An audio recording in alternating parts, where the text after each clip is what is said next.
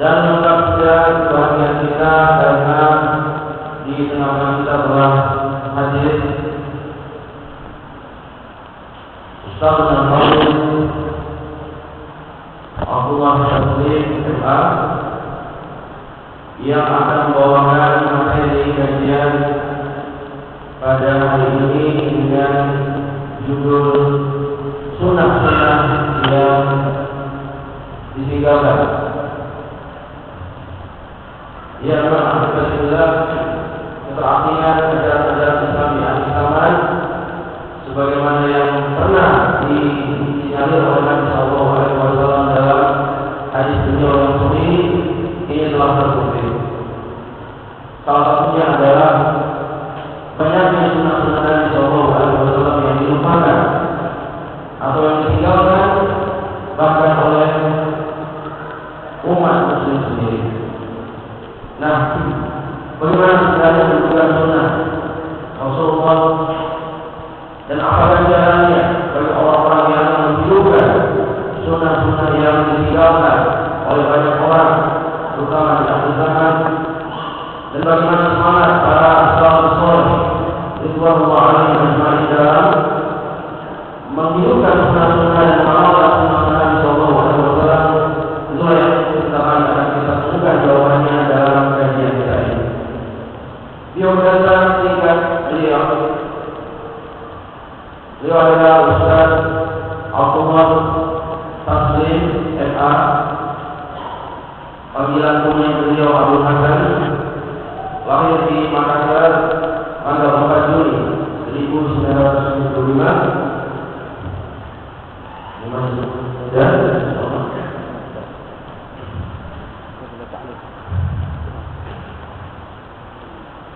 Pendidikan beliau SD sampai SMA umum, lalu kemudian beliau menyelesaikan S1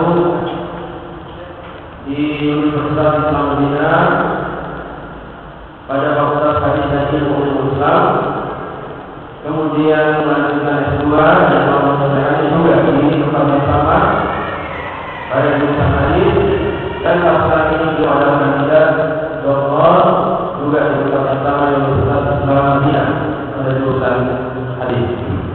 Ya, sebenarnya pada sebagian ilmuwan kita beliau tidak asing lagi mengenalnya karena beliau pernah bermukim dan berdomisili di Madiun.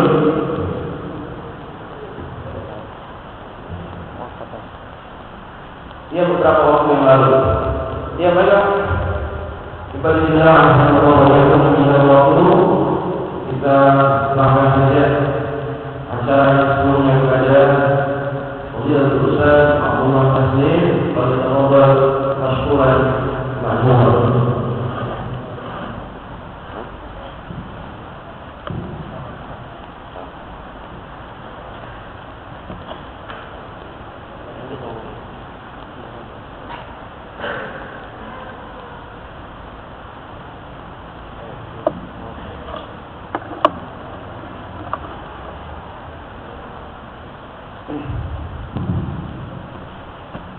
الحمد لله نحمده ونستعينه ونستغفره ونعوذ بالله من شرور أنفسنا ومن سيئات أعمالنا من يهده الله فلا مضل له ومن يضلل فلا هادي له وأشهد أن لا إله إلا الله وحده لا شريك له وأشهد أن محمدا عبده ورسوله يا أيها الذين آمنوا اتقوا الله حق تقاته ولا تموتن إلا وأنتم مسلمون يا أيها الناس اتقوا ربكم الذي خلقكم من نفس واحدة وخلق منها زوجها وبث منهما رجالا كثيرا ونساء واتقوا الله الذي تساءلون به والأرحام إن الله كان عليكم رقيبا يا أيها الذين آمنوا اتقوا الله وقولوا قولا سديدا يصلح لكم أعمالكم ويغفر لكم ذنوبكم ومن يطع الله ورسوله فقد فاز فوزا عظيما. أما بعد فإن أصدق الحديث كتاب الله وخير الهدي هدي محمد صلى الله عليه وآله alihi wasallam wa syarrul umuri muhdatsatuha wa kullu muhdatsatin bid'ah wa kullu bid'atin dhalalah wa kullu dhalalatin finnar.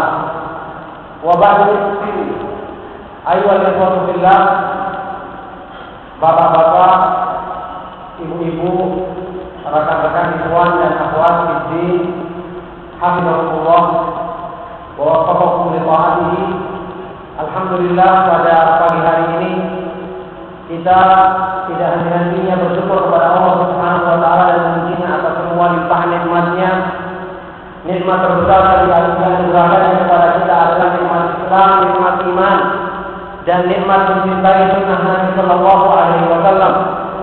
Nikmat yang Allah Subhanahu wa taala anugerahkan kepada kita dengan kita dipertemukan di majelis ini, di masjid yang agung ini, di atas kemauan untuk memahami, mengamalkan dan karena cinta kepada sunnah Nabi sallallahu alaihi wasallam. Maka alangkah berbahagianya orang-orang yang dipilih oleh Allah Subhanahu wa taala di akhir zaman sebagai pencinta sunnah. Pencinta sunnah yang mereka itu adalah sebagai khulafah, kesimpulan atau orang yang terbaik di kalangan kaum muslimin. Mereka adalah orang-orang yang terbaik di kalangan kaum muslimin dan paling dekat kedudukannya, paling dekat kedekatannya dengan Nabi sallallahu alaihi wasallam, sehingga wajar jika salah seorang ulama, ada yang mengatakan, ulama ahli sunnah ada yang mengatakan, idza ra'aitu ahadan min ahli sunnati fa ka'annama ra'aitu ahadan min ashabin Nabi sallallahu alaihi wasallam. Kalau aku melihat salah seorang dari ahli sunnah yang semangat mempelajari dan mengamalkan sunnah, maka sepertinya aku melihat salah seorang dari sahabat Nabi sallallahu alaihi wasallam. Maka ini pertama kesyukuran yang harus benar-benar kita renungkan bersama. Di tengah-tengah umat yang semakin jauh dari agama, di tengah-tengah zaman yang di situ terasing sunnah Nabi sallallahu alaihi wasallam, maka jika ada saudara-saudara kita yang semangat untuk mempelajari sunnah, mengamalkannya, maka mereka adalah orang-orang yang harusnya kita lebih cintai dari semua manusia, bahkan semua kerabat-kerabat kita. Ini adalah konsekuensi al-wala wal-bara, al-sabaul iman, al-hubbu fillah wal-bughdu fillah. Kata Rasulullah sallallahu alaihi wasallam, ikatan iman yang paling kuat adalah cinta karena Allah dan benci karena Allah. Ikatan iman yang paling kuat adalah cinta karena Allah dan benci karena Allah. Maka di antara konsekuensinya adalah kita mencintai seorang ahli sunnah karena berpegang teguhnya dia kepada sunnah Nabi sallallahu alaihi wasallam, melebihi dari orang yang paling dekat hubungannya sekalipun kepada kita. Ini menunjukkan pertanda kemurnian atau kesempurnaan iman dalam diri seorang muslim. Oleh karena itulah imam dari kalangan tabi'in yang terkenal, Ayyub as-Sakhtiyani, dalam ucapannya yang terkenal pernah mengatakan, innahu la yablughuni mautu rajulin min ahli sunnati fa ka'annama saqata udhun min a'dha'i. Sungguh telah sampai kepadaku berita kematian dari seorang ahli sunnah, maka aku merasakan seolah-olah bagian dari tubuhku itu patah dan berjatuhan. Seolah-olah bagian dari tubuhku semuanya jatuh dan terlepas dari dirimu. Subhanallah, ini demikian tingginya kedudukan seorang ahli sunnah. Maka pada kesempatan pengajian kali ini, tema yang kita pilih adalah menghidupkan sunnah Rasulullah SAW yang telah ditinggalkan oleh manusia. Tujuannya agar kita paham keutamaan ini, atau minimal kita mengulangi apa yang sudah kita pahami, dan agar kita semakin bersemangat untuk mengamalkannya. Di samping itu tujuannya agar kita tahu kedudukannya seorang ahli sunnah dalam Islam, untuk juga kita kemudian mengetahui kekeliruan sebagian dari saudara-saudara kita sesama muslim yang demikian mudah untuk mengotori kehormatan seorang pengikut sunnah Nabi Sallallahu Alaihi Wasallam dengan prasangka-prasangka atau dengan tuduhan-tuduhan buruk yang tidak terbukti, yang dari Allah ini merupakan kezaliman yang paling besar, celaan yang sangat buruk dalam agama Islam. Kalau kepada orang awam saja kita kemudian tidak boleh bersangka buruk kepada mereka, kemudian menuduh tanpa bukti, apalagi mudah menganggap mereka keluar dari Ahlus Sunnah, apalagi seorang Ahlus Sunnah yang demikian tinggi kedudukannya di hadapan Allah Subhanahu wa taala dan Rasulnya sallallahu alaihi wasallam. Maka itu alhamdulillah, tema yang kita pilih tentang keutamaan menghidupkan sunnah Nabi sallallahu alaihi wasallam adalah tema yang paling pas untuk disampaikan di hadapannya Ahlus Sunnah.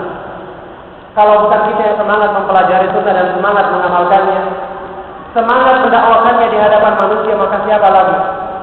Tidak mungkin orang-orang yang tidak paham agama yang kemudian kita suruh semangat mengamalkannya. Kalau seorang imam seperti Imam Ahmad bin Hanbal rahimahullah taala dalam ucapannya yang terkenal yang dinukil oleh Ibnu Jauzi dalam Talbis Iblis, sewaktu sampai kepada beliau satu sunnah yang bersifat sunnah yang biasa yang tidak berdosa jika ditinggalkan. Tapi reaksi beliau ketika mendengarkan sunnah ini, beliau mengatakan, Inna lillahi wa inna ilaihi raji'un. Sunnatun min sunnah Rasulullah sallallahu alaihi wasallam lam tablughni. Inna lillahi wa inna ilaihi raji'un. Musibah besar karena ada satu sunnah dari sunnah Nabi sallallahu alaihi wasallam yang belum sampai kepadaku. Bisa kita bayangkan saat ini berapa macam sunnah yang belum pernah kita pelajari, belum kita baca, padahal terdapat dalam buku-buku yang memuat hadis-hadis Rasulullah SAW. Bahkan sudah berapa petunjuk dari Sallallahu Alaihi Wasallam yang kita baca dalam hadis-hadis beliau yang sampai saat ini belum kita amalkan,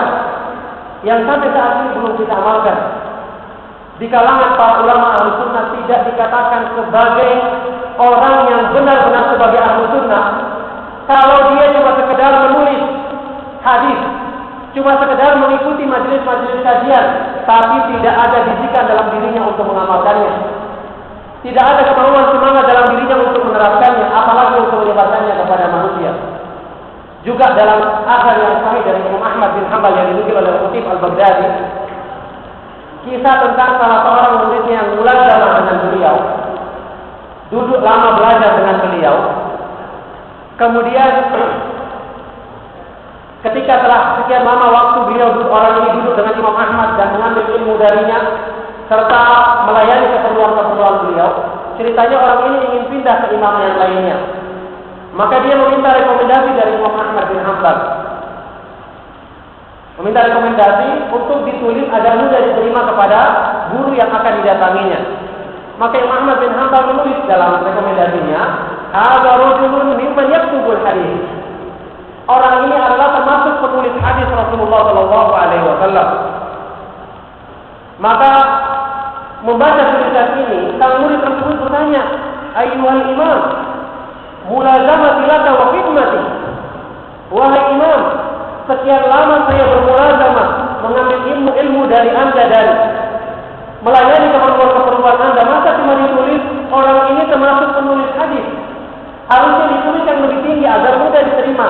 Tulislah dia ini ahlul hadis atau dia ini pencinta sunnah begitu.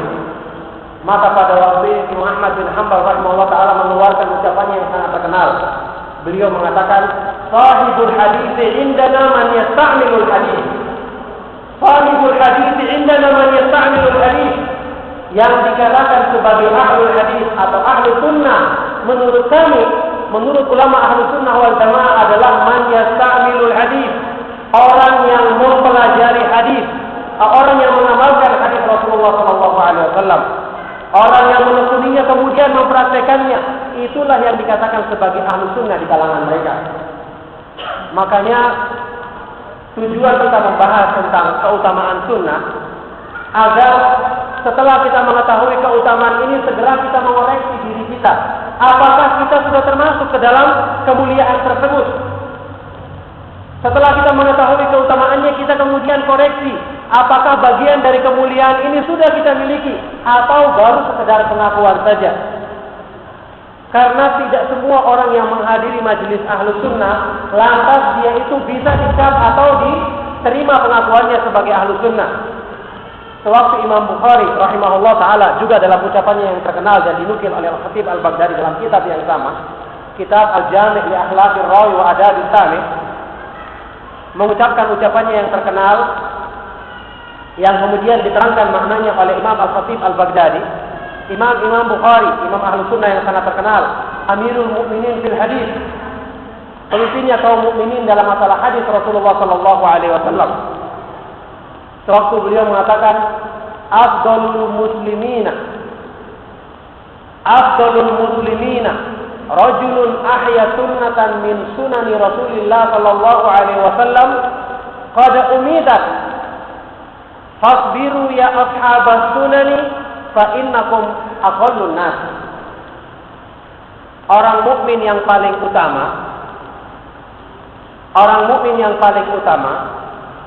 adalah orang yang menghidupkan sunnah Rasulullah sallallahu alaihi wasallam yang telah ditinggalkan oleh manusia. Kata beliau, fasbiru, maka bersabarlah wahai ahlu sunnah, fa innakum aqallun nas, karena sesungguhnya kalian adalah yang paling sedikit jumlahnya. Mereka yang paling afdal di kalangan kaum muslimin, tapi bersamaan dengan itu mereka yang paling sedikit jumlahnya. Ini ucapan yang sangat tinggi. Pertama, menetapkan bahwasanya semangat menghidupkan sunnah itu di mata para ulama ahlu sunnah menunjukkan keutamaan dan kemuliaan orang tersebut. Yang kedua, menunjukkan bahwa tidak mudah seseorang itu untuk bisa masuk ke dalam golongan orang-orang yang dikatakan sebagai ahlu sunnah. Kenapa demikian? Imam Bukhari kita tahu bersama hidup di abad ketiga Hijriah. Beliau meninggal tahun 256 Hijriah. Yang waktu itu merupakan masa-masa keemasan periwayatan hadis. Masa-masa keemasan periwayatan hadis, yang menulis hadis Nabi Shallallahu Alaihi Wasallam sangat banyak jumlahnya. Di masa-masa itulah hidup dan muncul nama-nama imam besar seperti beliau sendiri, Imam Muslim, Imam Abu Dawud, An-Nasai dan yang lainnya, Imam Ahmad bin Hanbal dan yang lainnya.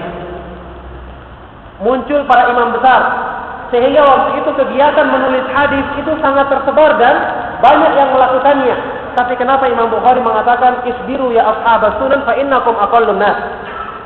Bersabarlah wahai orang-orang yang mencintai sunnah, karena sesungguhnya jumlah kalian itu paling sedikit di kalangan manusia. Apa rahasianya? Begitu banyak orang yang beliau saksikan menulis hadis, menekuni dalam menulis hadis Nabi Shallallahu Alaihi Wasallam dan mencarinya ke sana kemari. Tapi beliau katakan yang menjadi ahlu sunnah yang sebenarnya di kalangan mereka sangat sedikit. Ini menunjukkan kepada kita bahwa tidak semua orang yang semangat menulis mengikuti kajian lantas kemudian bisa dianggap sebagai ahlu sunnah. Tidak semua masalahnya mau semangat mengamalkannya. Apalagi disuruh mengamalkan sunnah Nabi Shallallahu Alaihi Wasallam dalam keadaan susah, dalam keadaan hal-hal yang bertentangan dengan kemauan hawa nafsunya. Banyak yang mundur, banyak yang tidak bisa tegas melaksanakannya. Ini merupakan sifat yang ini merupakan sifat kebanyakan manusia, karena latar belakang nafsu manusia yang selalu sulit untuk diajak mengikuti kebenaran atau kebaikan. Karena Allah mensifati nafsu manusia dalam Al-Quran, inna nafsa la'ammaratun bisu'. Nafsu manusia itu selalu mengajak kepada keburukan. Makanya Ibnu Qayyim mengatakan dalam ucapannya dalam kitab Al-Fawaid, ahkamu Rabbi subhanahu katsiran ma ta'ti ala khilafi agradin nas. Hukum-hukum yang Allah turunkan kepada manusia kebanyakan tidak sesuai dengan ambisi manusia. Memang ada orang yang semangat melaksanakan sunnah, tapi sunnah-sunnah yang disukainya, yang berhubungan atau dianggap mendukung kemauan kepentingan pribadinya. Ada yang mengamalkannya atau banyak yang semangat melaksanakannya. Ketika Allah Subhanahu wa taala mencela model-model sebagian manusia yang mereka itu masuk Islam, memilih-milih syariat yang sesuai dengan keinginannya, Allah berfirman, "Wa minan nasi may ya'budullaha ala harfin, fa in asabahu khairun yatma'anna bihi, wa in asabathu fitnatun inqalaba ala wajhihi, khasira dunya wal akhirati, dzalika huwal khusranul mubin." Dan di antara manusia ada orang-orang yang mereka itu ya'budullah, beribadah kepada Allah ala harfin, berdiri di tepi, tidak masuk Islam secara keseluruhan. Dia pilih-pilih dulu kira-kira mana yang sesuai dengan kemauan hawa nafsunya maka diikuti. Kalau dia merasakan Islam tidak ada untungnya baginya maka ditinggalkan. Na'udzubillah min dzalik, persis seperti perbuatannya orang-orang munafik. Fa in asabahu khairun, kalau dia ditimpa kebaikan, dia mendapatkan sesuatu yang sesuai dengan kemauannya, maka dia pun senang berpegang dengan Islam. Tapi wa in asabathu fitnatun, kalau dia ditimpa fitnah, dia merasakan Islam tidak sesuai dengan keinginannya, inqalaba ala wajhihi, maka dia pun berpaling dari Islam. Khasirat dunya wal akhirati, orang inilah yang rugi di dunia dan di akhirat, dan ini merupakan kerugian yang nyata. Perhatikan, ini adalah kenyataan yang menjadikan dari sinilah pandangannya Imam Bukhari yang menjelaskan bahwa tidak semua orang yang kelihatannya semangat itu benar-benar karena cinta kepada sunnah. Ada orang-orang yang memang mencari sesuatu yang lain. Ini jelas tidak dikatakan dia sebagai ahlu sunnah, tidak dikatakan dia sebagai pencinta sunnah Rasulullah Shallallahu Alaihi Wasallam yang akan mendapatkan keutamaan besar tersebut. Maka oleh karena itu, ya ikhwatullah, sekali lagi ini adalah hal yang menjadi koreksi bagi diri kita, bahwasanya kecintaan kepada sunnah Nabi Shallallahu Alaihi Wasallam yang demikian mulia kedudukannya di hadapan Allah Subhanahu Wa Taala ini adalah sesuatu yang benar-benar bersumber dari hati manusia, bersumber dari kecintaan yang sungguh, yang jujur akan kemauan untuk mengikuti suri teladan yang baik yang dicontohkan oleh Nabi Shallallahu Alaihi Wasallam. Oleh karena itulah nanti kita akan bahas semangat mengikuti sunnah itu adalah bersumber dari atau merupakan pertanda yang menunjukkan kesempurnaan iman yang dimiliki oleh seorang muslim. Maka ini ayolah ikhwatullah, jadi menghidupkan sunnah Rasulullah Shallallahu Alaihi Wasallam yang telah ditinggalkan oleh manusia. Saya ingin bahas dulu, sekedar mengingatkan, kalau kita bicarakan tentang masalah sunnah, artinya yang kita maksud di sini adalah semua petunjuk yang dibawa oleh Nabi Shallallahu Alaihi Wasallam. Pengertian sunnah di sini adalah seperti yang disebutkan oleh para imam ahlu sunnah, di antaranya Imam Al-Barbahari dalam kitabnya yang sangat terkenal yaitu Syarhus Sunnah. Sewaktu beliau mengatakan wa'lam anna sunnata hiyal Islam wal Islamu huwa sunnah wa la yaqumu ahaduhuma illa bil akhar. Itu maksudnya sunnah. Ketahuilah bahwasanya Islam itu dialah sunnah dan sunnah itu dialah Islam, yang tidak akan bisa berdiri salah satu di antara keduanya tanpa dukungan yang lainnya. Ketika kita bicarakan masalah sunnah, jangan kita artikan seperti pengertiannya sunnah menurut orang-orang ahli fikih yang mengatakan sunnah itu adalah sesuatu yang kalau dikerjakan mendapatkan pahala, kalau ditinggalkan tidak mendapatkan dosa. Bukan itu maksudnya. Bukan sunnah yang lawannya makruh. Tapi yang kita maksudkan dari sunnah di sini adalah semua perbuatan yang bersumber dari Nabi Shallallahu Alaihi Wasallam. Kullu ma sadara 'anil Nabi Shallallahu Alaihi Wasallam min qaulin aw fi'lin aw taqrir.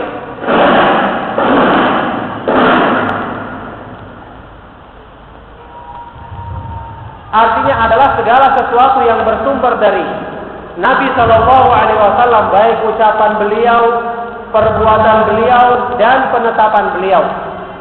Berarti di sini termasuk masalah-masalah yang berhubungan dengan akidah, dengan keimanan, cara dakwanya beliau, sikap lemah lembutnya beliau, kemudian pendekatan yang beliau lakukan kepada orang-orang yang jahil yang berbuat salah dalam agama, bagaimana akhlak beliau yang terpuji yang membuat orang banyak yang tertarik kemudian masuk ke dalam Islam.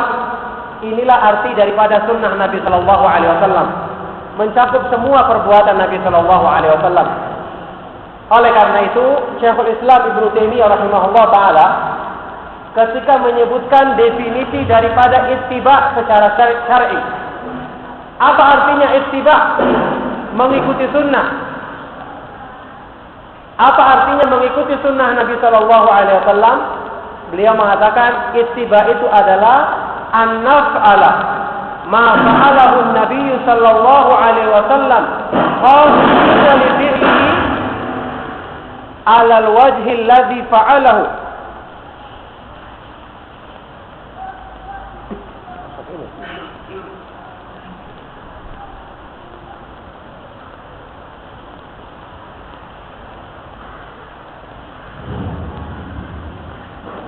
Jadi arti ittiba kata beliau an naf'ala ma fa'alahu an-nabiy sallallahu alaihi wasallam qasidina li dhikrihi 'ala al-wajhi alladhi fa'alahu min wujubin aw ibahatin aw nadbin. Arti kata-kata ittiba dalam syariat secara syar'i artinya adalah kita melakukan apa yang dilakukan oleh Nabi sallallahu alaihi wasallam. Kita melakukan apa yang dilakukan oleh Nabi Shallallahu Alaihi Wasallam dengan tujuan ketika melakukannya, ketika melakukannya, alal wajhi alladhi fa'alahu Nabi Shallallahu Alaihi Wasallam, sesuai dengan tujuan Nabi Shallallahu Alaihi Wasallam ketika melakukannya. Jadi tidak semua yang dilakukan oleh Nabi Shallallahu Alaihi Wasallam itu misalnya wajib hukumnya, tidak. Ada perkara-perkara yang dengan dalil-dalil kita ketahui itu tidak wajib hukumnya. Misalnya cuma bersifat anjuran, seperti puasa-puasa sunnah atau salat-salat sunnah yang dilakukan oleh Nabi Shallallahu Alaihi Wasallam, salat-salat yang bersifat anjuran. Ada juga perbuatan-perbuatan yang dilakukan oleh Nabi Shallallahu Alaihi Wasallam yang sekedar berhukum ibahah, mudah. Apa ini mubah, ya? Boleh dilakukan dan boleh ditinggalkan, tidak berdosa. Ada juga yang wajib, bahkan ada juga yang merupakan khasaisu sallallahu alaihi wasallam, hal-hal yang khusus bagi Nabi sallallahu alaihi wasallam. Ini artinya ittiba. Tapi meskipun demikian sudah kita ketahui, dalam hal yang berhubungan dengan perbuatan Nabi Shallallahu Alaihi Wasallam yang bersifat mubah, anjuran, apa ini yang bersifat mubah boleh dilakukan, boleh ditinggalkan. Ini sebagian ulama ada yang mengatakan kalau kita berniat melakukan hal itu dengan niat mencintai, mewujudkan kecintaan kepada Nabi Shallallahu Alaihi Wasallam, motivasinya adalah dorongan ingin mengikuti teladan yang baik yang beliau lakukan, maka ini insya Allah bernilai ibadah karena niatnya. Karena niatnya. Adapun kalau melakukannya tanpa ada niat tersebut, maka tidak mendapatkan pahala. Nah, inilah yang dimaksudkan dengan mengikuti sunnah Nabi Shallallahu Alaihi Wasallam. Jadi mencakup sunnah yang wajib, yang bersifat anjuran, termasuk yang hukum asalnya mubah, yang diniatkan untuk mengikuti teladan yang baik yang dilakukan oleh Nabi Shallallahu Alaihi Wasallam. Nah, kita ketahui ayyuhal ikhwatu fillah, sunnah yang pengertiannya seperti ini, itu kedudukannya sangat agung dalam Islam dan tidak asing bagi kita semua. Kita telah tahu ayat-ayat Al-Quran yang memuji perbuatan Nabi Shallallahu Alaihi Wasallam dan memuji akhlak serta tingkah laku beliau dalam beberapa ayat Al-Quran. Misalnya firman Allah Subhanahu wa taala yang sangat terkenal, "Wa innaka la'ala khuluqin 'azim." Sesungguhnya engkau ya Rasulullah benar-benar berada di atas budi pekerti yang agung, budi pekerti yang luhur. Subhanallah, ini Allah Subhanahu wa taala yang langsung memuji beliau. Makanya dalam hadis yang sangat terkenal riwayat Imam Muslim, ketika istri beliau sallallahu alaihi wasallam Aisyah radhiyallahu taala anha ditanya tentang akhlaknya Nabi Shallallahu Alaihi Wasallam, apa kata beliau? Kana khuluquhu Al-Quran. Adalah akhlaknya Nabi Shallallahu Alaihi Wasallam merupakan penjabaran daripada Al-Quran. Yang ini berarti orang yang paling kuat dalam menegakkan hukum-hukum Al-Quran, ini kata Imam Nawawi dalam Syarah Sahih Muslim, yang paling kuat menegakkan hukum-hukum Al-Quran, yang paling semangat menghiasi diri dengan adab-adabnya adalah Nabi Shallallahu Alaihi Wasallam. Ini menunjukkan bahwasanya semua perbuatan beliau yang beliau lakukan adalah merupakan penafsir atau penjaga daripada Al-Quran yang lebih pantas untuk semangat kita ikuti dibandingkan dengan perbuatan-perbuatan orang lain selain beliau Shallallahu Alaihi Wasallam. Ini kemuliaan akhlak beliau Shallallahu Alaihi Wasallam yang diterangkan oleh Aisyah radhiyallahu taala anha. maka kita baca dalam ayat Al-Quran atau hadis Nabi Shallallahu Alaihi Wasallam dalam tingkah laku beliau, kalau kita dapati Rasulullah SAW melakukannya, maka kita katakan ini termasuk akhlak yang dipuji oleh Allah Subhanahu Wa Taala, yang dikatakan sebagai akhlak yang agung. Contohnya misalnya sifat lemah lembutnya Rasulullah SAW yang Allah sebutkan dalam Al-Quran, "Fabima rahmatin minallahi linta lahum, walau kunta faddan ghalidhal qalbi lanfaddu min hawlik." Maka disebabkan karena rahmat dari Allah, engkau bersikap lemah lembut kepada mereka ya Rasulullah. Seandainya engkau itu adalah orang yang keras dan kaku hatinya, maka niscaya mereka orang-orang yang masuk Islam tersebut akan berpaling dari sisimu. Ini termasuk akhlaknya Nabi Shallallahu Alaihi Wasallam, dan sunnah besar yang banyak ditinggalkan oleh kaum muslimin saat ini, tidak terkecuali orang-orang yang menamakan dirinya sebagai ahli sunnah. Ini harus dirubah. Allah memuji dan bahkan menisbahkan akhlak yang terpuji ini dengan rahmatnya. Bahkan Allah mengatakan sebab larinya manusia dari dakwah adalah karena sikap keras dan kakunya hati orang yang mendakwakan agama ini. Maka mengapa saat ini terkesan orang-orang yang membawa dakwah sunnah Nabi Shallallahu Alaihi Wasallam di masyarakat dikenal sebagai orang-orang yang keras dan kaku hatinya? Atau mengapa sebagian orang-orang yang mengaku dirinya sebagai ahli sunnah ternyata adalah orang yang paling keras, bukan cuma kepada orang-orang yang jelas-jelas berbuat salah, kepada saudaranya sendiri yang sama-sama semangat mengikuti sunnah mereka bersikap keras. Wallahi ini sama sekali bukan orang-orang yang pantas dianggap sebagai orang-orang yang menghidupkan sunnah Nabi Shallallahu Alaihi Wasallam, apalagi dikatakan sebagai orang-orang yang paling kuat dalam hal manhajnya terhadap berpegang teguh terhadap manhaj ahlu sunnah wal jamaah. Ini jelas-jelas Allah memuji demikian, dalam Al-Quran lagi dikatakan sebagai akhlak yang terpuji. Maka harusnya ini termasuk yang berusaha kita hidupkan dalam kehidupan kita.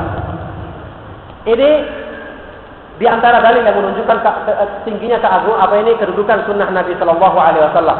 Kemudian dalil yang lain juga ayat yang sangat terkenal yang terdapat dalam surat Al-Ahzab ayat 21. Ayat ini kita kenal dan mungkin sebagian besar kita sudah menghafalnya.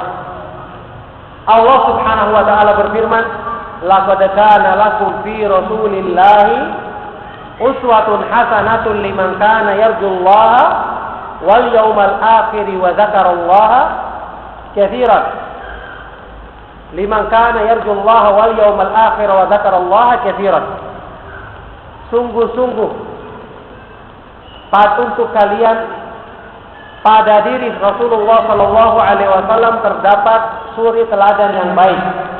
Perhatikan di sini yang disebut sebagai uswatun hasanah dalam ayat ini, suri teladan yang baik adalah fi Rasulillah Shallallahu Alaihi Wasallam, semua yang ada pada diri Nabi Shallallahu Alaihi Wasallam. Bagi siapa suri teladan yang baik ini? Liman kana yarjullaha wal yawmal akhir wa dzakarallaha katsiran. Bagi orang-orang yang mengharapkan perjumpaan dengan Allah dan balasan kebaikan di hari akhir dan banyak menyebut nama Allah Subhanahu wa taala. Ternyata di sini disebutkan suri teladan yang baik itu adalah semua yang ada pada diri Nabi Shallallahu Alaihi Wasallam. Makanya Imam Ibnu Katsir sewaktu menafsirkan ayat ini beliau mengatakan apa? Hadhihi ayatul karimatu aslun kabirun fi ta'assi bin Nabi sallallahu alaihi wasallam fi jami'i aqwalihi wa af'alihi wa ahwalihi. Ayat yang mulia ini merupakan landasan yang agung, landasan yang besar tentang keutamaan ta'assi mengambil pelajaran dari petunjuknya Rasulullah Shallallahu Alaihi Wasallam, mengambil teladan dari perbuatannya Nabi Shallallahu Alaihi Wasallam dalam semua ucapan, perbuatan dan keadaan beliau Shallallahu Alaihi Wasallam. Jadi di sini ta'assi bersifat umum, semua keadaannya Nabi Shallallahu Alaihi Wasallam, dan inilah di antara dalil yang menunjukkan bahwa orang yang mengikuti perbuatan Nabi Shallallahu Alaihi Wasallam, meskipun hukum asalnya mubah, tapi kalau niatnya untuk mengambil teladan yang baik, maka bernilai kebaikan dan pahala di sisi Allah Subhanahu wa taala. Nah, ayo ikhwatu fillah, bapak-bapak serta rekan-rekan ikhwan dan akhwat sekalian rahimakumullah. Satu faedah yang menarik yang kita dapatkan dari ayat ini yang diterangkan oleh Syekh Abdul Rahman As-Sa'di dalam kitabnya Taisir Karimur Rahman, Tafsir As-Sa'di, yaitu beliau meninjau segi atau hubungan antara semangat mengambil teladan dari petunjuk Nabi Sallallahu Alaihi Wasallam dengan kesempurnaan iman yang ditunjukkan di bagian akhir ayat ini. Liman kana yarjullaha wal yawmal akhir. Suri teladan yang baik bagi siapa? Bagi orang yang mengharapkan balasan kebaikan dari Allah dan mengharapkan rahmat Allah dan balasan kebaikan di hari kemudian. Berarti bergandengan. Semangat mengikuti sunnah itu bergandengan dengan keimanan kepada Allah dan hari kemudian. Yang tidak ini menunjukkan bahwa yang memang benar-benar semangat mengikuti sunnah cuma orang-orang yang memang punya semangat untuk mendapatkan balasan kebaikan di hari kemudian.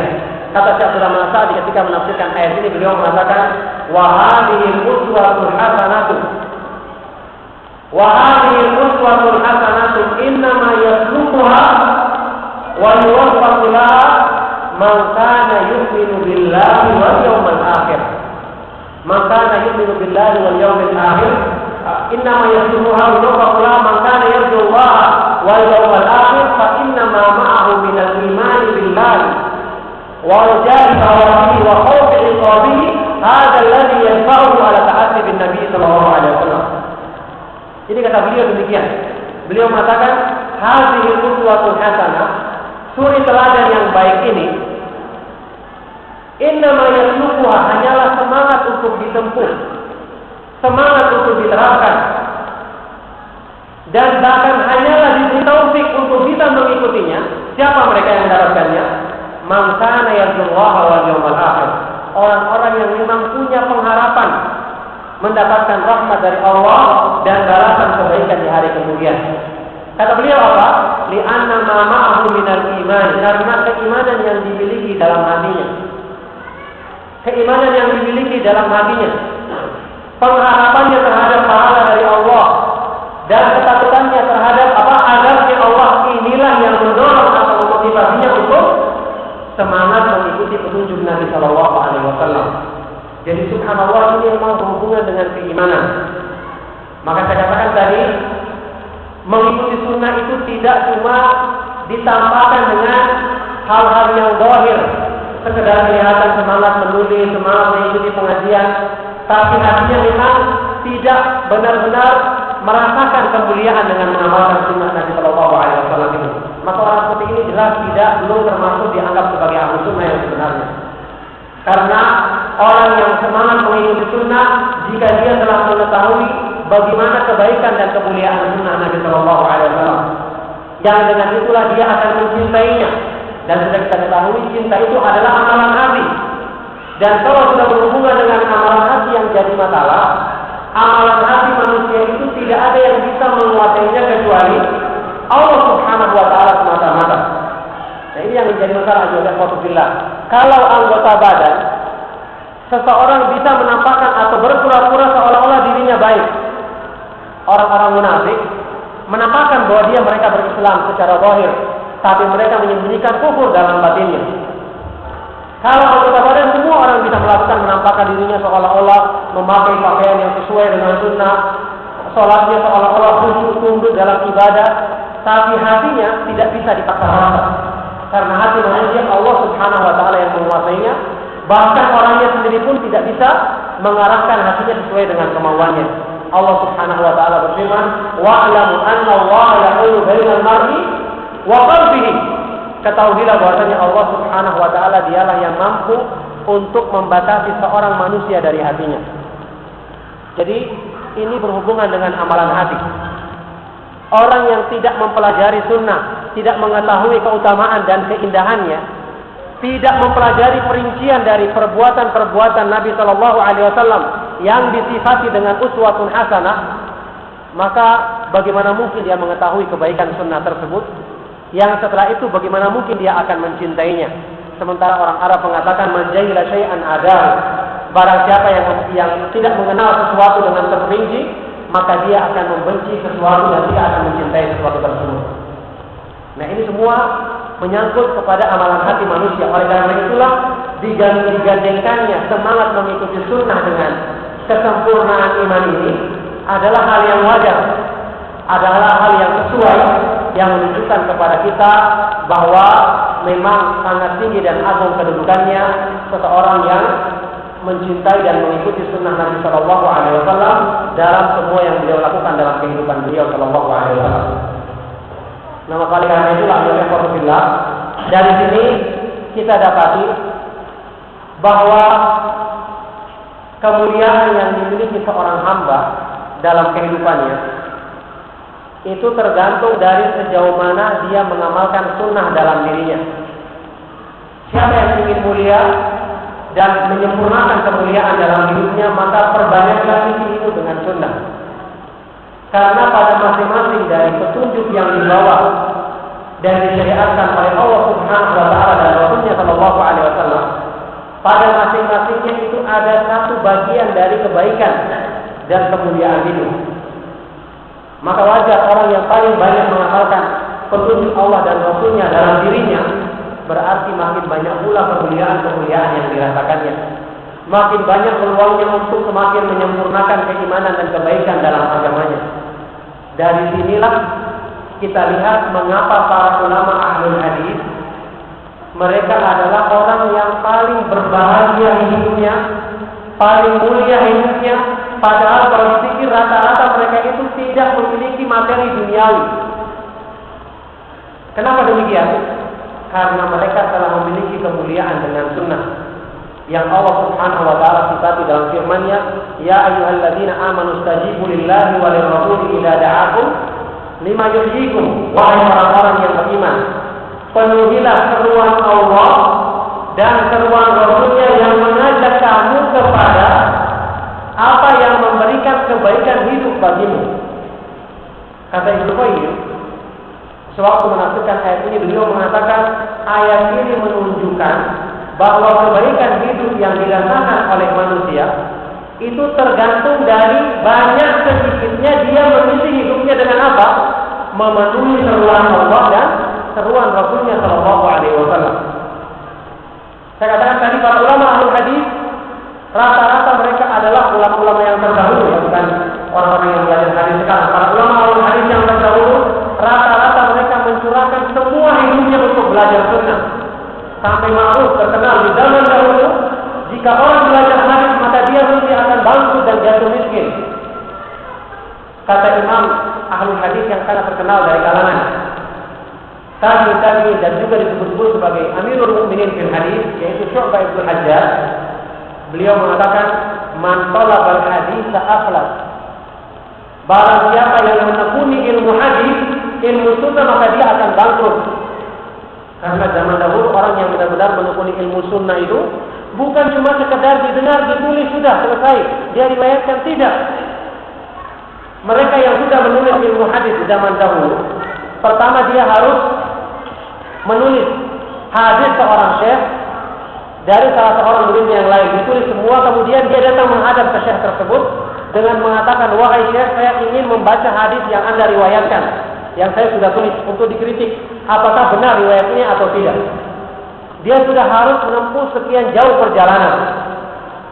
Setelah itu di hadapan syekh yang membaca hadis tersebut, maka setelah selesai, catatannya ini harus benar-benar dijaga. Tidak boleh sampai ada yang kemudian orang lain yang memasukkan keterangan-keterangan yang palsu, dan ini terjadi. Beberapa para ulama yang kemudian ditolak hadisnya karena ada penulisnya atau orang lain, anaknya misalnya, yang menambahkan keterangan sehingga ditolak semua riwayatnya karena tidak bisa dibenarkan, dipisahkan mana yang benar dan mana yang dipalsukan. Mereka harus menjaga kertas ini tidak berubah sampai ketika meriwayatkannya kepada orang lain. Makanya menuntut ilmu hadis di zaman dahulu bukan perkara yang remeh. Antum mungkin pernah dengar ceritanya Ibnu Abi Hatim yang sampai berbulan-bulan tidak pernah makan makanan yang berkuah ketika mereka menulis hadis di salah satu wilayah yang di situ banyak ulama ahlul hadis. Selama berbulan-bulan mereka tidak sempat untuk memasak makanan yang berkuah karena siang harinya disibukkan dengan mendatangi berbagai majelis, malam harinya harus disalin kembali dan dimurojaah, dicocokkan untuk menunjukkan ketelitian mereka dalam menulis hadis tersebut. Maka di zaman dahulu tidak mudah dikatakan orang sebagai ilmu ahlul hadis. Kata Syu'bah tadi, man talabal hadis aflas. Barang siapa yang menekuni ilmu hadis maka dia akan bangkrut. Imam Syafi'i juga dalam ucapannya yang terkenal pernah mengatakan, la yasluhu talabul hadis illa li muflis, atau la yasluhu talabul ilmi illa li muflis. Tidak pantas untuk menuntut ilmu kecuali orang yang siap-siap untuk bangkrut dan habis semua harta yang dimilikinya. Artinya ini gambaran agar kita bisa membayangkan diri kita, di mana kita posisikan diri kita yang kita anggap sebagai orang yang paling ahlu sunnah saat ini dibandingkan dengan mereka. Agar kita tahu diri. Mungkin sekarang kita tidak dituntut untuk seperti itu. Alhamdulillah kita juga bisa bekerja, bisa mengikuti pengajian. Cuma yang jadi masalah, banyak sunnah-sunnah yang kemudian kita abaikan dan tidak kita terapkan dalam kehidupan kita. Padahal kita tahu ini adalah merupakan sumber kemuliaan yang bahkan menjadi ukuran kebaikan di kalangan para ulama salaf. Bayangkan Imam Bukhari tadi mengatakan afdhalul muslimina rajulun ahya sunnatan min sunani Rasulullah sallallahu alaihi wasallam. Orang muslim yang paling utama adalah orang yang menghidupkan sunnah dari sunnah Rasulullah sallallahu alaihi wasallam pada umitan yang telah ditinggalkan oleh manusia. Nah, ini seharusnya menjadi perhatian bagi kita semua, bahwasanya demikianlah kemuliaan sunnah Nabi sallallahu alaihi wasallam. Maka wajar orang yang ingin mendapatkan kemuliaan yang tinggi tersebut adalah harus orang-orang yang mau benar-benar berkorban dan berusaha agar bisa mendapatkan kemuliaan tadi. Bukankah seorang penyair yang sangat terkenal ucapannya dinukil oleh Ibnu Qayyim pernah mengatakan, wa kullil murajji ma'aliyal umuri bi ghairi ijtihadin rajautal muhala. Katakanlah kepada orang-orang yang ingin mendapatkan sesuatu yang tinggi, yang ingin mengejar keutamaan yang tinggi, bi ghairi ijtihadin rajautal muhala, tanpa kesungguhan, tanpa perjuangan, berarti kamu mengharapkan sesuatu yang mustahil untuk didapatkan. Harus dengan perjuangan, harus belajar, harus menyisihkan waktu untuk belajar sunnah. Subhanallah, sunnah-sunnah yang besar, masalah akidah. Berapa banyak masalah yang belum kita pahami dengan baik. Masalah keimanan, masalah tauhid asma wa sifat. Belum masalah-masalah ibadah, masalah pengajian tentang fikih salat, fikih puasa, fikih zakat. Berapa banyak yang kita lalaikan dalam kehidupan kita. Berapa banyak petunjuk Nabi sallallahu alaihi wasallam yang sangat mulia dalam ibadah-ibadah besar tersebut yang belum kita terapkan dalam kehidupan kita, untuk kemudian kita dengan bangga berani memastikan bahwa dirinya termasuk seorang ahlu sunnah yang sebenarnya. Nah, maka dari sinilah kita melihat para ulama ahlu sunnah wal jamaah menjadikan semangat mengikuti sunnah itu sebagai ukuran kemuliaan seseorang. Sebagai ukuran kemuliaan seseorang. Imam Ibnu Qayyim rahimahullah ta'ala dalam kitabnya Ighathatul Lahafan, waktu beliau menjelaskan tentang ciri-ciri hati yang hidup. Ciri-ciri hati yang hidup itu selalu senantiasa hatinya itu ingin melakukan kebaikan, tidak peduli apakah orang yang lain ikut melakukannya atau tidak, yang penting dia selalu mengikutinya. Dia memberikan contoh dalam masalah ini, seorang imam ahli sunnah yang sangat terkenal dari kalangan tabi'in atau setelahnya, yaitu Muhammad ibnu Aslam At-Tusi. Muhammad ibnu Aslam At-Tusi ini sangat terkenal dalam kegigihannya mengikuti sunnah Nabi Sallallahu Alaihi Wasallam, sampai kalau dia mempelajari satu hadis maka dia berusaha untuk mengamalkannya. Dan contoh seperti ini di kitab-kitabnya para ulama yang menjelaskan tentang akhlaknya para perawi hadis itu sangat banyak sekali. Di antara mereka ada yang ketika menulis satu hadis, yang hadis itu menjelaskan Nabi Shallallahu Alaihi Wasallam pernah memakai rida dan sarung, selendang kain yang diselempangkan dan sarung. Maka sebelum terbit fajar, sebelum terbit fajar, ketika dia mendengarkan hadis ini waktu asar, sebelum malam hari sebelum terbit fajar, ketika dia melaksanakan sholat isya, dia telah datang dengan pakaian, memakai sarung dan memakai rida. Ketika ditanya apa sebabnya, dia mengatakan, aku telah mendengarkan petunjuk Nabi Shallallahu Alaihi Wasallam yang aku tidak ingin terbit fajar sebelum aku bisa mengamalkannya. Ini dipuji oleh para ulama dan tidak dikatakan sebagai perbuatan yang berlebihan di kalangan mereka. Karena menunjukkan apa? Menunjukkan kecintaan. Jiwa manusia yang telah mencintai Nabi Shallallahu Alaihi Wasallam, maka selalu hatinya berusaha untuk mengikuti. Karena dia mengidolai Nabi Shallallahu Alaihi Wasallam. Ini termasuk makna keumuman makna daripada sabda Rasulullah Shallallahu Alaihi Wasallam, al arwahu junudun mujannadah, fama ta'arafa minha ikhtalafa, wa ma tanakara minha ikhtalaf. Jiwa-jiwa manusia, roh-roh manusia itu adalah selalu ingin berkumpul, selalu ingin bersama yang sesuai dengannya. Maka apa yang saling kenal, saling cocok, dia akan selalu berkumpul dan selalu saling mengikuti, mencontoh. Dan apa yang saling bermusuhan, saling tidak cocok, maka dia saling akan menjauh. Orang yang merasa cocok dan cinta kepada Nabi Shallallahu Alaihi Wasallam, senantiasa dia ingin mencocoki dirinya dengan perbuatan yang bersumber dari beliau Shallallahu Alaihi Wasallam. Saya kembali kepada kisah tadi. Muhammad ibnu Aslam At-Tusi ini terkenal dalam semangat mengikuti sunnah di zamannya. Maka suatu ketika, salah seorang ulama ahlu sunnah di zamannya ditanya tentang sebuah hadis Nabi Shallallahu Alaihi Wasallam yang hadis ini dhaif secara sanadnya, tapi hadis ini sering dipakai oleh para ulama tentang hal yang berhubungan dengan pengertian ahlu sunnah, termasuk istilah-istilah dari ahlu sunnah, yaitu yang namanya as-sawadul a'zam, kelompok terbesar di zaman Nabi Shallallahu Alaihi Wasallam, yaitu para sahabat. Kata Rasulullah Shallallahu Alaihi Wasallam, "Idza ikhtalafa an-nasu fa'alaikum bis-sawadul a'zam." Ini hadis ini hadis lemah ya. Bunyi hadis yang lemah ini, idza ikhtalafa an-nasu fa'alaikum bis-sawadul a'zam. Kalau manusia berselisih pendapat dalam masalah agama, hendaknya kalian berpegang teguh dengan as-sawadul a'zam, kelompok terbesar. Ini Ahlus Sunnah wal Jamaah. Kembali kepada pemahaman para sahabat kalau manusia berselisih. Ini lafaz ini saya katakan tadi hadisnya lemah. Yang jadi syahid atau yang jadi pembahasan kita di sini, ulama Ahlus Sunnah di zamannya Muhammad ibnu Aslam ketika ditanya, "Man huwa sawadul a'zam?" Siapakah yang dimaksud dengan sawadul a'zam yang disebutkan dalam hadis ini? Kalau orang berselisih, maka kembali kepada dia.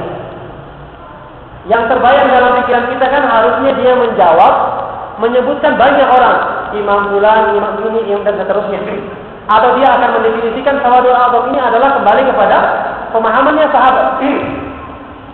Tapi karena ulama ini ingin menjawab kepada orang tersebut dengan contoh nyata orang yang hidup di zamannya yang sangat terkenal dalam kekuatan dan kekokohan berpegang dengan sunnah, maka ulama ini menjawab, Muhammad ibnu Aslam huwa sawadul a'zam. Muhammad ibnu Aslam dialah yang namanya sawadul a'zam di zaman ini, kata beliau.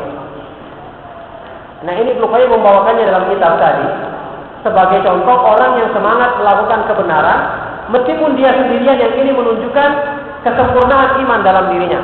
Kemudian Ibnu Qayyim mengomentari ucapan ini. Beliau mengatakan, "Shadaqa wallahi." Demi Allah, benar ucapannya orang ini. Ucapan imam ini yang mengatakan Muhammad ibnu Aslam meskipun dia sendiri, tapi dialah sawadul a'zam, itu benar. Kenapa?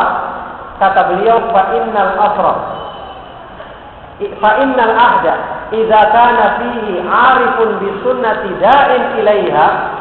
Karena satu zaman, satu masa, kalau ada pada masa tersebut orang yang mengenal, semangat mempelajari, mengamalkan dan menyerukan, mengajak manusia kepada sunnah Nabi Shallallahu Alaihi Wasallam, kata beliau, fahuwa sawadul a'zam, fahuwa al-hujjatu wal ijma'u was sawadul a'zam. Maka dialah yang menjadi argumentasi kebenaran di zamannya meskipun dia sendiri, dan dialah yang menjadi ijma' kesepakatan kaum muslimin di zamannya, dan dialah yang disebut sebagai as-sawadul a'zam, kelompok terbesar di zamannya. Wa huwa sabilul mu'minin, bahkan dia adalah jalannya kaum mukminin di zamannya. Alladzi man khalafahu wattaba'a siwahu wallahu Allahu matawalla wa aslahu jahannam wa sa'at masir. Yang barang siapa menyelidiki petunjuknya dan mengikuti selainnya, maka Allah akan palingkan dia ke arah kesesatan yang disukainya, dan Allah akan masukkan dia ke dalam neraka jahanam yang itu merupakan seburuk-buruknya tempat kembali. Jadi bayangkan seorang diri ulama tersebut dikatakan dia sebagai ahlu sunnah satu-satunya di zamannya yang menjadi rujukan manusia di zamannya. Nah, ini menunjukkan kedudukan yang sangat tinggi di mata para ulama ahlu sunnah wal jamaah tentang para imam yang semangat mengamalkan sunnah Nabi Shallallahu Alaihi Wasallam sampai dalam perkara yang sekecil-kecilnya. Ya, kita istirahat sebentar. Insya Allah kita teruskan lagi setelah sekitar 10 menit kemudian insya Allah. Sallallahu alaihi wa baraka ala nabiyina Muhammadin wa ala alihi wa ashabihi wa man tabi'ahum bi ihsan ila yaumil qiyamah wa akhiru da'wana alhamdulillahi rabbil alamin.